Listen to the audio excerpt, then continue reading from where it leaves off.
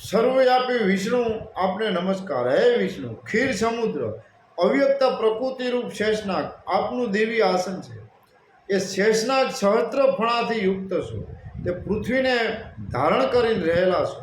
હે દેવે, ધર્મ જ્ઞાન તથા વૈરાગ્ય આપના વાહન છે। ઐશ્વર્ય પર આપ બિરાજમાન છો। હે શ્રુવત, આપ અતલ, વિતલ, સુતલ, તલાતલ, રસાતલ, મહાતલ ને પાતાળ, આ 7 પાતાળ રૂપ પગવાળા છો। અર્થાત પાતાળના ઊંડાણ સુધી જ્યારે આપના પગ હોય ત્યારે પૃથ્વી આપના ધન પ્રદેશ હોય અને સ્વાભાવિક જ છે।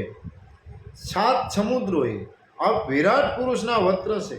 દિશાઓ આપની વિશાળ ભુજા છે। ગોલોક અર્થાત સમગ્રલોક આપનું શિર છે। આકાશ આપની નાભી અર્થાત વિરાટ પુરુષના દેહનો મધ્ય ભાગ છે। વાયુ આપની નાસિકા છે। ચંદ્ર ને સૂર્ય આપના નયનો છે। પુષ્કર વર્ગે મેઘો પાતાળ આપના વાળ છે। નક્ષત્ર તારાઓ અને ગોલોક આપના ગળાના હારરૂપ આભૂષણ છે।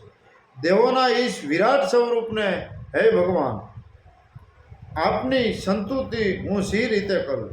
આપ પૂંજી છો, પુરુષોત્તમ છો।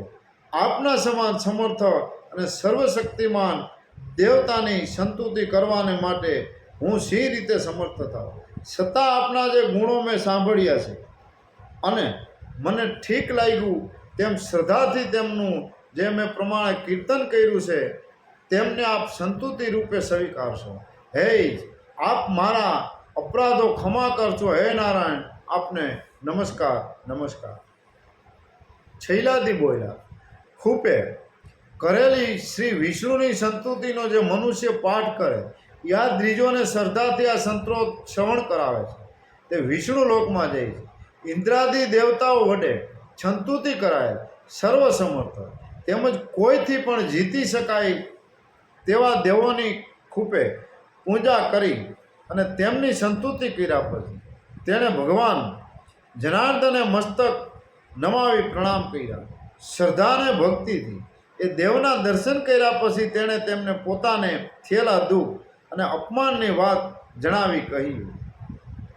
ખૂબ રાજા જનાર્દન ભગવાનને આત્મવૃત્તા જણાવી કહે છે કે હે ભગવાન, દધીશ નામે એક પ્રખ્યાત બ્રાહ્મણને નર્મદાની એ મૂર્તિ તથા ધર્માત્મા છે। એ દધીશ બ્રાહ્મણ પૂર્વ મારા મિત્ર હતા। એ હંમેશા શંકર ભગવાનની પૂજા કરે છે। તેમની કૃપાથી એને કોઈ મારી શકતું નથી, તેથી તે મૃત્યુ ધર્મથી રહિત છે। એકવાર એમણે પોતાના ડાબા પગથી મસ્તક પર જાહેરમાં લાત મારી હતી।